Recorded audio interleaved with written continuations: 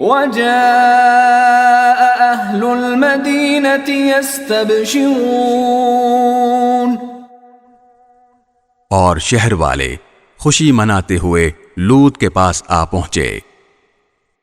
قال إن هؤلاء ضيفي فلا تفضحون، لوط نے ان سے کہا کہ یہ لوگ میرے مہمان ہیں، لہذا مجھے رسوا نہ کرو۔ واتقوا الله ولا تخزون، اور اللہ سے ڈرو اور مجھے ذلیل نہ کرو۔ قالوا اولم ننهك عن العالمين، کہنے لگے کیا ہم نے آپ کو پہلے ہی دنیا جہان کے لوگوں کو مہمان بنانے سے منع نہیں کر رکھا تھا؟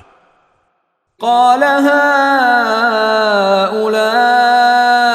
بناتي إن كنتم فاعلين، لوط نے کہا اگر تم میرے کہنے پر عمل کرو تو یہ میری بیٹیاں جو تمہارے نکاح میں ہیں تمہارے پاس موجود ہی ہیں۔